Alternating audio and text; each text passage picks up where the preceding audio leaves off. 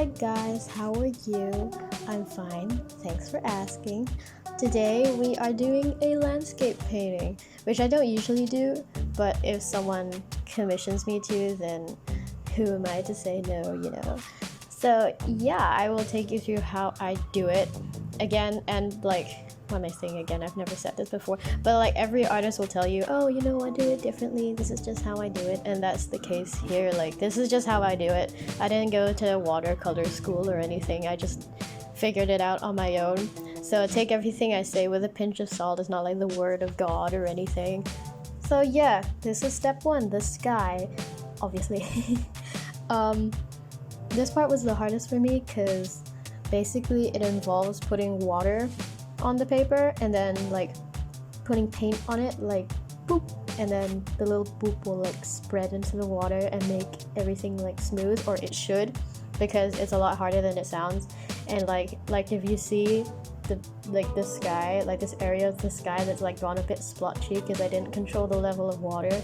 I'm not a waterbender, you guys. This is hard.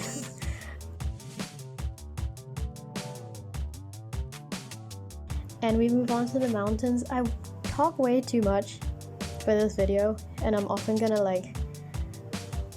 I wrote a script, but the script is too much for me to fit into 20 minutes. Such a struggle. But anyways, this is the step two, the background, in this case mountains.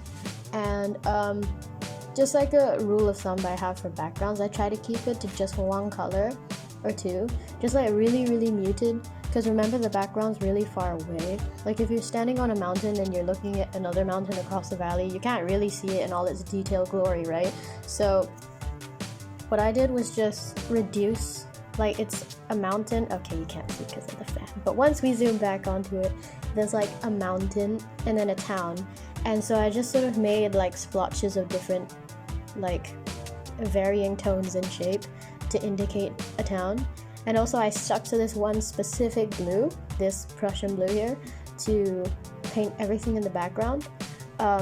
This Prussian blue is, I think it's Prussian blue, probably should have checked the tube with the bottle before I started recording, but basically it's sort of the chosen shadow color of the piece, and I'll get into that in a bit, but basically I tried to make the foreground sort of mostly the same color as what the sky and the shadow is, sort of because, I don't know, that kind of ties the piece together. When I see buildings and mountains in the distance in real life, they tend to, it feels like they take on a bit of the sky's color because they're so far away. I don't know what the science is, and I don't know if that's just me.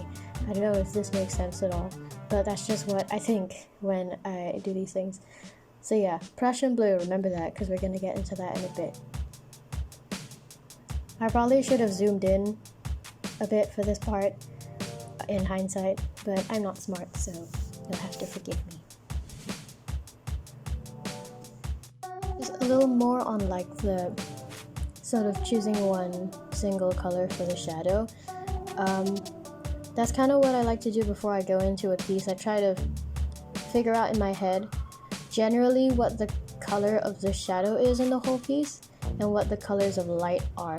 So now this is step three, the foreground, or in case the rocks, and they reflect the color of the light, which is this creamy golden yellow, like golden hour, you know, vibes.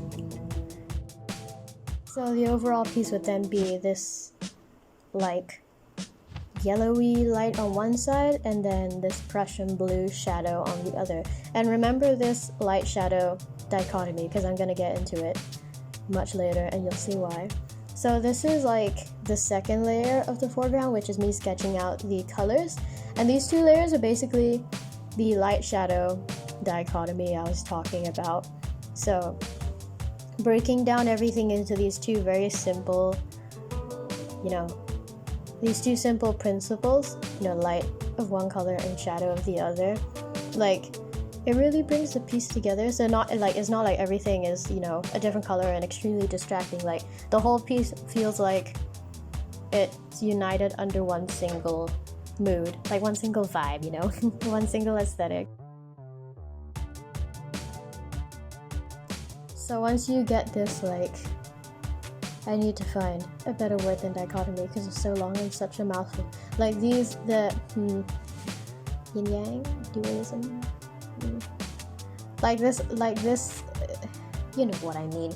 This like shadow light thingy, like remember it, and it should form the base of everything you paint, and then every other color you want to add, you just slap it on top of this. So like you see like the brown red kind of color that I'm bringing in now, that would be like, once I have the light and shadow down, now I can just slap on any color I want. So now this brown red is just what I happen to see in the picture.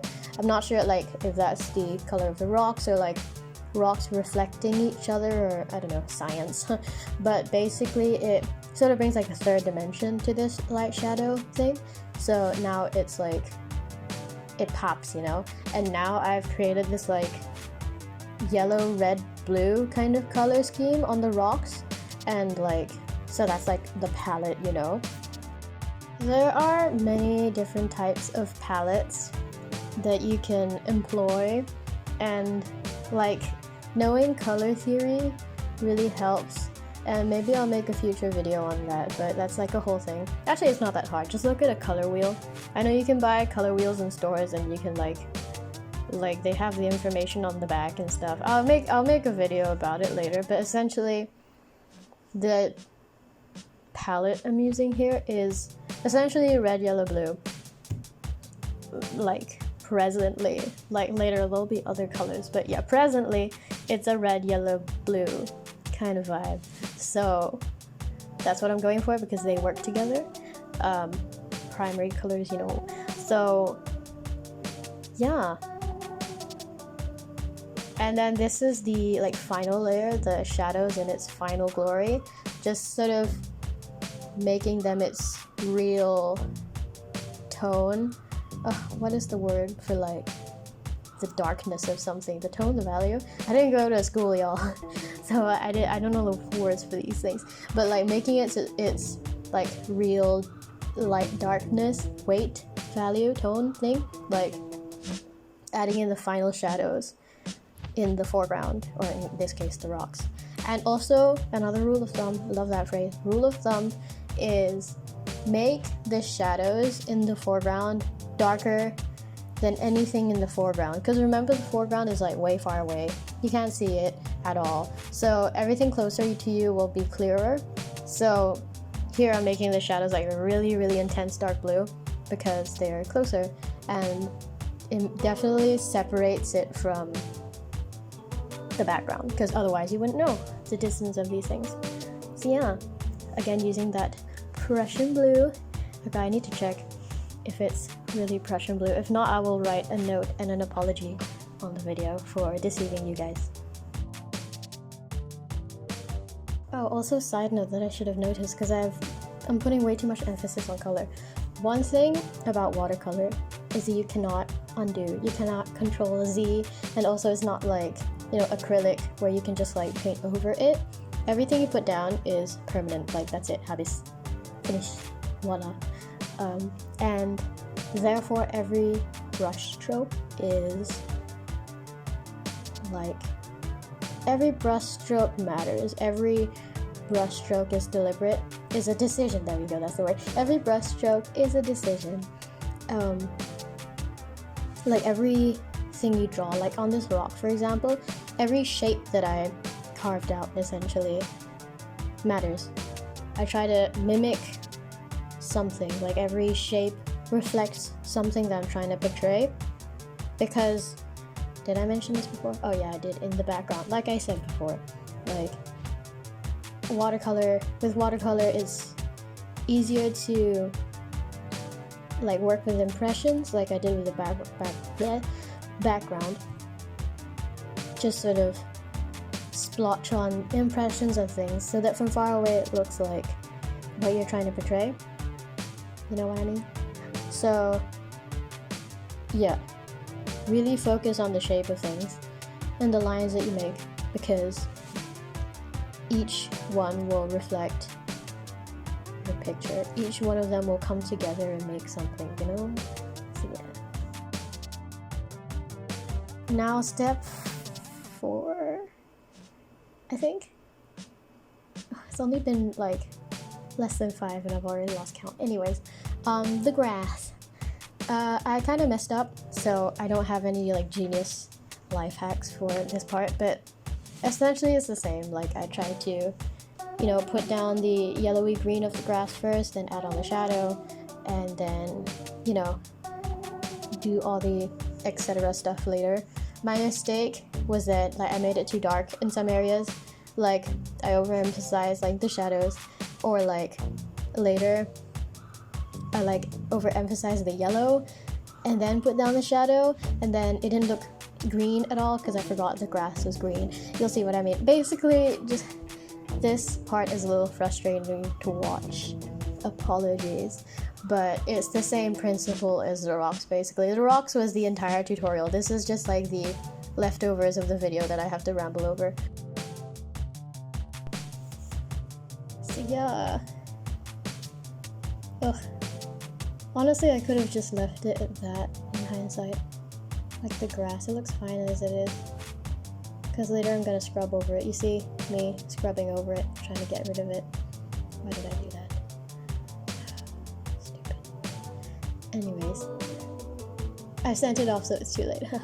Anyways, yeah, so it's just apply those same principles that I talked about. Anyways, how are y'all? How are you doing? I'm doing great. Just a bit about me right now. I've been good. Commissions have been picking up for me recently. Commissions is like the only thing that I'm doing as an illustrator right now besides like social media presence. So that's where all of the income is coming in. But it's going good. Like surprising for like a pandemic while the whole world is like slowing down, things are picking up for me. Yeah, I managed to cover last month, so July 2020. I managed to cover last month's expenses with commission profit alone, so that made me really happy. Never done that before. Yeah. So, but also it's like right now. Oh, I can't say that on YouTube. It's the the thing going on now. It's the World Cup, World Cup going on right now. And I'm living with my parents, so my expenses haven't been particularly wow, but still like buying things for myself, like essentials, toiletries, going out with friends. Yeah, I've been like, that's all been fueled by my art this month, and that was really nice. I really like this upwards trajectory. I hope it continues, because I hope to like use this money to expand my business while the world is locked down. And when everything opens up again, I would have emerged, I don't want to say victorious, because that's not nice to say when everyone's suffering, but I will emerge stronger. There we go. That shouldn't have been such a struggle.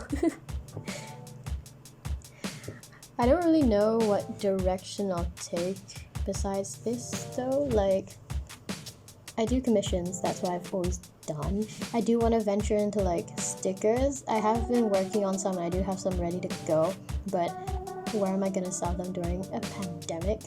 And like, yeah, I could ship them, but I'm planning on selling them cheaper than what it would take to ship them, which doesn't seem fair. So I was thinking of like making zines and like buying like secondhand like shirts and bags and stuff, and then drawing on them and then reselling them. But I need to like test run that. And also I don't know anything about fashion, so I'm scared it'll look really ugly and then I'll be really sad. And yeah. And also like I have to work on my social media presence. Like the project now is YouTube, because on Instagram I'm like I know what I'm doing, but I don't know what I'm doing on YouTube. So that's another focus. And I hear that, the social media presence is everything for modern illustrators today. So yeah, but other than that, I don't have ideas outside of that. Yeah. Oh, quick break in the ramble about myself. So right smack bang in the middle, I just put down something red, and that was another like plant that was like red. But now in the grass, you can start to see 4 colors essentially. So yellow, blue, red, and green. And then that would be the color palette for this piece, or not the piece, but at least the foreground, and I guess the piece. And I kind of like this color scheme because it's very like basic, almost natural, since these are the, you know, building blocks of every other color that exists. So I like that it ties in with like nature being like the first state of the world, and you know, does that make sense? Maybe I'm just rambling. I've been talking to myself at my phone, recording for 20 minutes. So, back to myself. So, I'm thinking of showing my face soon on YouTube, because I was talking to someone and they were like, oh, when the YouTuber shows their face and talks to me, it feels like they're checking in on their audience, and I thought that was really cute. And also, then I started like watching videos different. I started seeing the difference between like a faceless YouTube video and then someone speaking to the camera, you know, even if it's just like 20 minutes of someone speaking to the camera, like there is a difference. Like it does feel like more personal and more, it's like the difference between texting and speaking with a friend in real life, you know, like it feels so much more personal and I don't want to say emotive, I guess. So I might start doing that, but I'm like terrified of like putting my face out there. Like what if you guys like see me in real life and I'm like doing something really embarrassing, and the prospect of celebrity. Not that I envision myself being a celebrity, but like, you know what I mean, like the prospect of the public eye that sees all, you know, terrifying. But like I would rather that than you thinking that I'm just a pair of hands sped up painting a piece. Like, oh, like I want you guys to know who I am as well, like who's talking to you, and rather that than like a disembodied voice rambling. I don't know, does that make sense? I don't know. Leave in the comments below if you would rather see my face or if you're okay with me being a disembodied voice. So yeah, on that side note, I do take commissions. You can find me on Instagram. That's where I operate mostly. That's where you can find me. That's where you can talk to me. So yeah, find me there. If there's anything else you'd like me to take you guys through, I don't want to say teach because it makes me sound like some sort of authority, and I'm not. Like, I just figured this stuff out sitting in my room for years and doing roughly the same thing to varying degrees of quality. So, but if there is something specific you guys would like to see, let me know and I will find an opportunity to talk about it. Thank you for watching. Don't forget to subscribe and all that good stuff. You know what to do. If you ever need to find me, you can find me here. Thank you.